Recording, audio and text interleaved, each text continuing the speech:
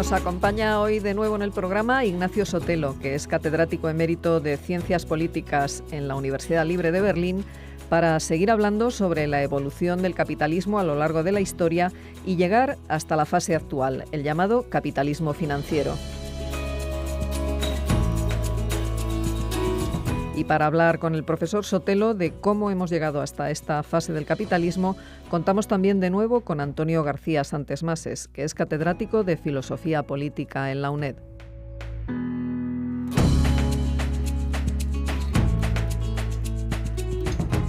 Buenos días, tenemos hoy con nosotros también al profesor Ignacio Sotelo, con el que hablamos en el programa anterior de un libro reciente, España, la salida de la crisis, la sociedad dual del capitalismo financiero. Entonces estamos dedicando más a la reflexión sobre qué es el capitalismo en sus distintas fases, el capitalismo comercial, capitalismo industrial, hasta llegar a ceder al final del programa que tengamos hoy al capitalismo financiero. Pero nos habíamos quedado en ese momento donde ya se va instalando el capitalismo industrial, mitad del siglo XIX hasta 1880, la tensión que había con la democracia, la perspectiva que tenía primer movimiento obrero, Marx y Bakunin, de la incompatibilidad entre democracia como aspiración del gobierno del pueblo, sin reyes ni tribunos, diríamos. Y frente a eso, pues lo que era también la perspectiva que había desde los defensores del capitalismo, de la dificultad de la democracia como algo que podía ser incompatible con el capitalismo, por eso la preferencia por un sufragio de tipo censitario. Sin embargo, a partir de un determinado momento, la consigna, la batalla, que ya se ve en el viejo Engels, por el sufragio universal, lo que va a ser lo que se ha venido a denominar los años dorados de la Segunda Internacional, de 1889 hasta el estallido de la Primera Guerra Mundial, hasta 1914, el debate en la socialdemocracia alemana entre Bernstein, Kautsky, Rosa Luxemburgo, la idea del socialismo como heredero del liberalismo, va haciendo que a través de las vías de las urnas se va yendo a conseguir una serie de reformas. Y es verdad que en aquel momento todavía se pensaba que el siglo XX, si uno piensa cuando lee las cosas de Bernstein, iba a ser un siglo pacífico, sin tormentas ni trompetas, ¿sí? Y hay que ver realmente el siglo tan violento que ha sido después, ¿no? Entonces, ¿cómo es la relación que se va a establecer entre la democracia, la perspectiva de este movimiento obrero que aparece, la situación de lo que va a provocar la Primera Guerra Mundial y algo que nos interesa mucho para plantear el problema posterior, ahora que se habla tanto de si esta crisis que estamos viviendo desde finales de la década anterior, desde 2006, desde 2007, 2008, se asemeja a lo que ocurrió en el año 29, en los años 30, ¿qué ocurrió? Bueno, pues para llegar a ese momento de choque, de conflicto, a partir de la crisis del 29, en lo que llama Hobsbawm el siglo de los extremos. Entonces, ¿cómo es la relación entre democracia y capitalismo a partir de ese momento? Bueno, el tema fundamental es el de la relación con el Estado. Para Bakunin y para Marx, y yo considero este el error, uno de los errores más graves de Marx, en la enumeración de sus errores ocupa el segundo lugar. ¿El primero cuál es? La dictadura del proletariado. Y que se deriva del anterior, ¿no? Es decir, vamos a ver cómo la relación con el Estado. Hay un punto en que están de acuerdo Bakunin y Marx, y es definir al Estado como el instrumento de dominación de la clase dominante. El Estado es un instrumento de dominación. Por lo tanto, democracia significa acabar con el Estado. Después, la diferencia entre Bakunin y Marx es que Marx dice, bueno, para acabar con el Estado es un proceso largo y difícil y complicado, que es imprescindible hacer un Estado nuevo, que es el Estado proletario, que tiene la ventaja sobre el Estado de la burguesía. El Estado de la burguesía es la dictadura de unos pocos, el Estado proletario es la dictadura de la mayoría. Pero la idea fundamental es que democracia significa acabar con el Estado. El gran corrector y el gran crítico de Marx y de Bakunin es Ferdinand Lassalle. Su idea es exactamente la contraria. Su idea es que el instrumento que tiene el proletariado para conseguir paso a paso sus reivindicaciones es el Estado.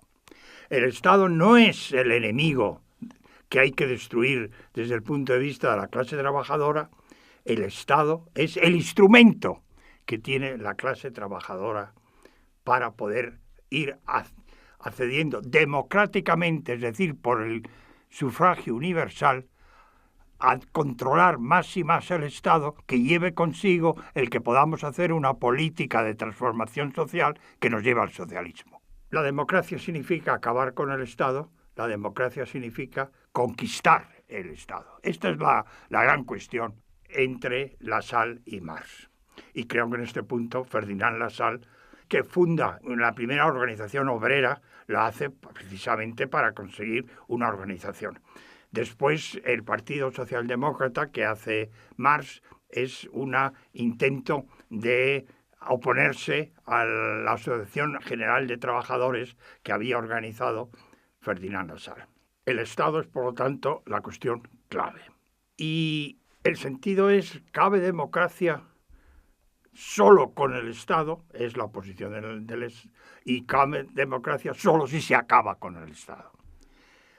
Desde el punto de vista de Ferdinand Lassalle es fundamental su vinculación con Bismarck, con el canciller Bismarck, cosa que la izquierda revolucionaria le reprochaba continuamente, mientras que él y Bismarck pensaban conjuntamente desde un ángulo conservador y desde un ángulo proletario, defensor de los derechos obreros, que lo importante era el fortalecimiento del Estado.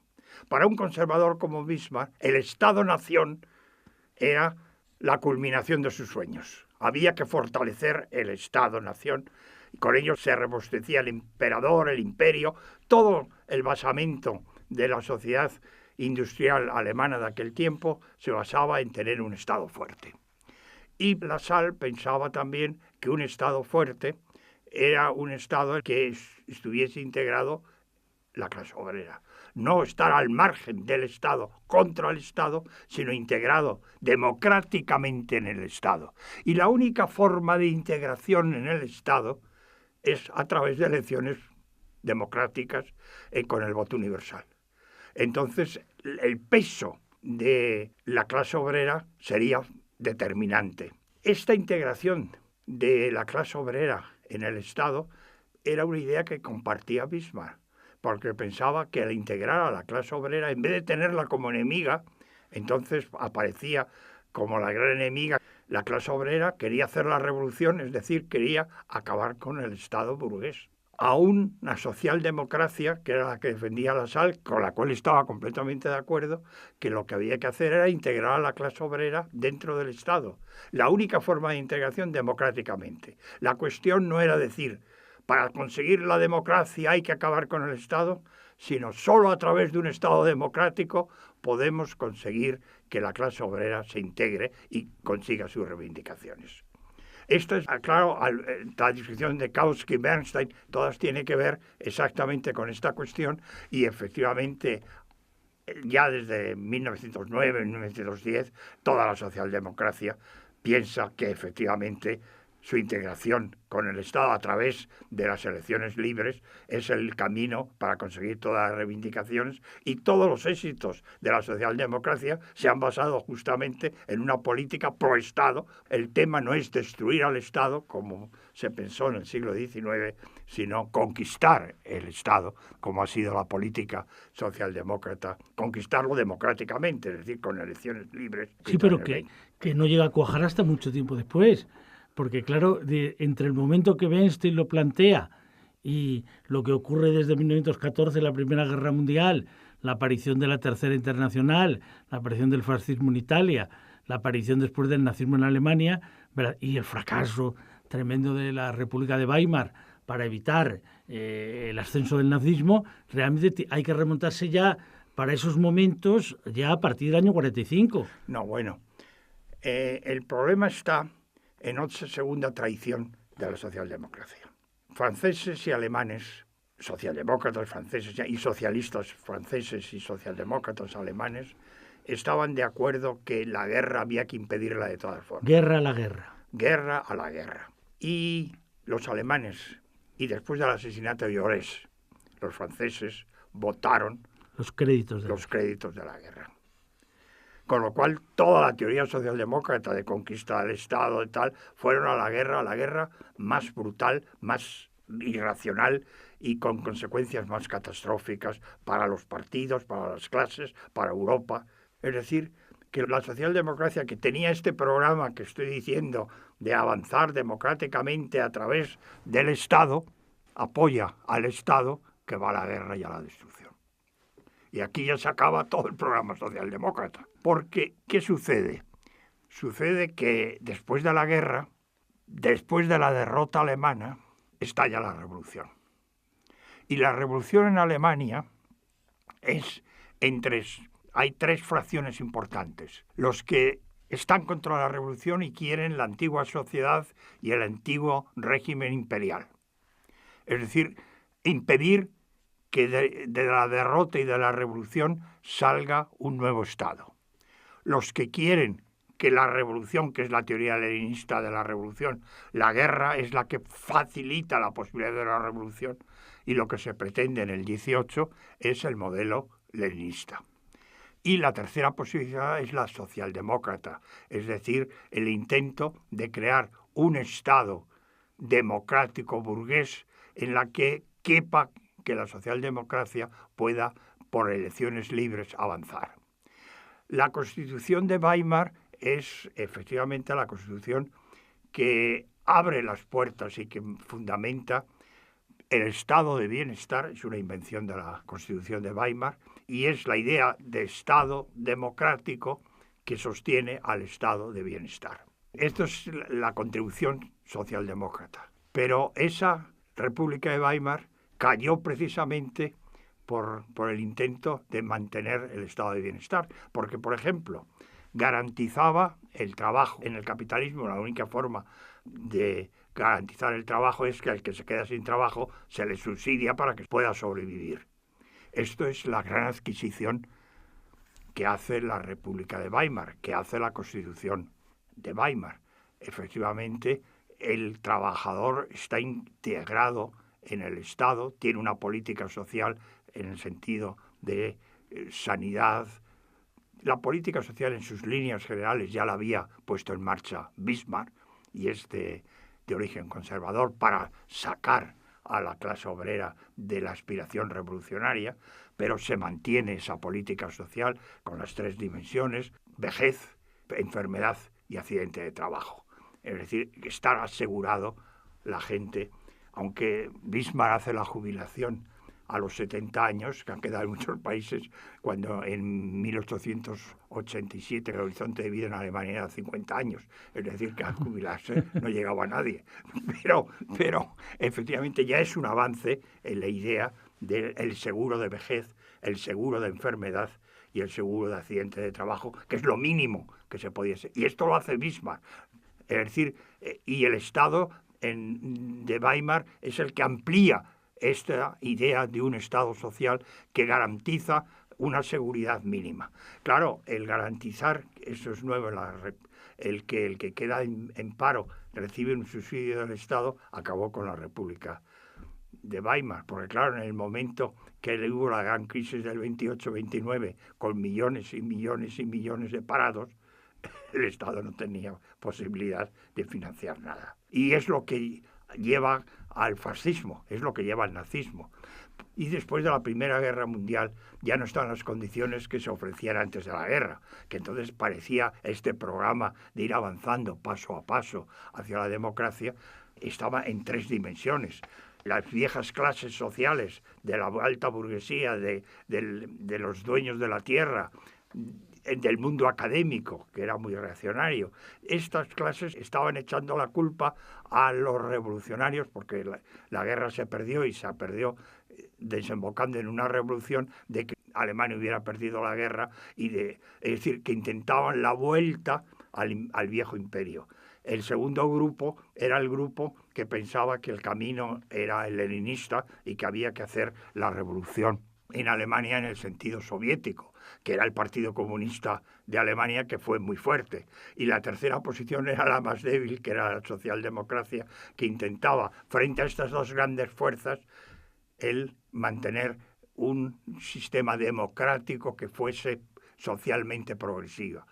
Y en las condiciones de pagar una deuda inmensa que le obligaron en el Tratado de Versalles, en las condiciones económicas de la República de Weimar, esto era casi imposible, como Keynes en su famoso trabajo demostró. En las consecuencias económicas de la paz. Las consecuencias económicas de la paz, que era imposible, si Alemania, decía Keynes con mucha razón, si Alemania cumple con lo que le pedimos en Versalles, se transforma en la primera potencia del mundo, porque su capacidad industrial tendría que ser tanto para pagar todo lo que tenía que pagar y sobrevivir, que toda la industria, y los franceses y los ingleses viviríamos de las rentas que nos dan los alemanes por su trabajo.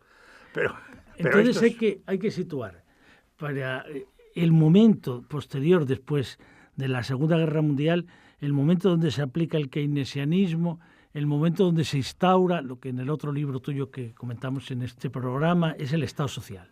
Entonces, en el Estado social hay capitalismo, hay pleno empleo, hay un desarrollo del estado del bienestar, y eso hay un momento que se va rompiendo a partir del año 73, a partir del año 75, la crisis fiscal del Estado, todas las teorías sobre la ingobernabilidad, etc. Pero tú señalas, y ese es el término interesante en el libro, el tema de la sociedad dual, porque hay un momento determinado donde ya se va a otro tipo de sociedad, frente a esa sociedad de la integración, del consumo de masas, de la democracia competitiva de partidos. Es decir, se va a un modelo donde comienza a haber un problema cada vez mayor con el empleo, un problema de gente que va quedando excluida, un tipo de capitalismo que ya no se basa en la industria, sino que se autonomiza en las instituciones financieras, y entonces se va planteando el problema de esa democracia que en un momento determinado parece competitiva de partidos, es decir, una democracia más basada en Schumpeter que en lo que era la teoría rusoniana, que es compatible con el capitalismo keynesiano, pero que de pronto comienza a ser incompatible el capitalismo financiero con el Estado social y con la democracia. Este, digamos, es el tema que recorre el libro. ¿Por qué comienza a ser incompatible el capitalismo financiero con el Estado social y con la democracia? ¿Cómo afecta ese capitalismo financiero al futuro del trabajo, al problema de la igualdad y a la desigualdad, de la inclusión y de la exclusión social? Toda la política socialdemócrata y toda la política keynesiana está basada en la existencia de un Estado nacional, de un Estado que es capaz de controlar su propia economía. Ese Estado desaparece con la mundialización o la globalización o como queramos llamarlo. Es decir, el capital no es nacional en el sentido de que hay una industria nacional, hay unos bancos nacionales que invierten en el país y que están regulados por un gobierno que marca las líneas generales de la política nacional. Sino el primer elemento que rompe con ese modelo que había surgido a partir de 1945, el Estado keynesiano, el Estado social. Yo le llamo social porque el de bienestar exige el pleno empleo. Era una de las consecuencias. Sin pleno empleo no hay estados de bienestar, porque toda la política que sobrepasa el empleo es una política que solo se consigue cuando ya se tiene empleo. Como diría Aznar, mire usted, el empleo es la única política social. Bueno, es lo que presupone que haya un estado de bienestar, es decir, un estado en que se vaya ampliando progresivamente los servicios sociales, exige el pleno empleo. Porque donde no hay pleno empleo, la única reivindicación con sentido es el empleo. Bueno, este Estado nacional de pleno empleo, entre paréntesis, solo porque empleaban a los hombres, las mujeres las mandaron a la casa otra vez, y ahí del avance que significó la Primera Guerra Mundial en este sentido, en que las mujeres fueron a las fábricas por primera vez y los hombres fueron a las trincheras, en los años 50 las mujeres volvieron a casa. Es una política muy conservadora desde el punto de vista familiar, pero los salarios permitían que efectivamente la mujer quedase en casa con los niños y el mercado laboral se consiguió. El pleno empleo se llama pleno empleo cuando el paro es inferior al 3%, porque siempre hay un paro sistemático y técnico. La gente pierde el empleo y busca otro empleo, ¿no? Pero el pleno empleo significó entonces que efectivamente la política social iba avanzando. Y hubo una política social importantísima, tanto en el Reino Unido como en Europa Occidental, como en Alemania. Esto es lo que nos diferencia entonces enormemente de Estados Unidos, donde esta política social no ha existido, con Europa, que es lo que es el resultado de la Segunda Guerra Mundial, pero que está concebido en la República de Weimar, pero que en la República de Weimar no se pudo llevar a cabo. Esto es el primer elemento que me preguntas, ¿por qué desaparece? Pues el primer elemento es la globalización. La globalización es el primer elemento que hace que el capital ya no esté dentro del país y, por lo tanto, las normas de movimiento del capital no puedan ser controlados por el Estado. Ningún Estado tiene capacidad de controlar a un capital que es un capital internacional. Y una economía que cada vez está más internacionalizada. Y las multinacionales se mueven por sus propios intereses en un rango internacional que ningún país las puede controlar. Este es el elemento primero. Y el segundo es el desarrollo tecnológico, que lleva a que aumentamos enormemente la productividad. ¿Pero qué quiere decir la productividad? Pues producir más con menos manos de obra, con lo cual es una tendencia también a no poder colocar.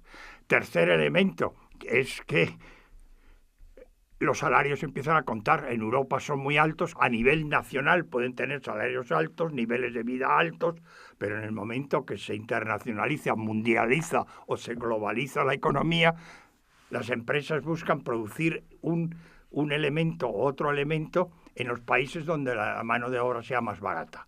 Y eso hace que haya un traslado de la industria europea a Asia, donde la mano de obra es mucho más barata. Hay más factores, pero todos estos elementos hacen que efectivamente el sistema que estábamos muy orgullosos, el que llamábamos el capitalismo renano, es decir, un capitalismo social, eso se hunde. El factor fundamental es que el Estado cada vez cuenta menos. Y todo estaba edificado sobre el Estado.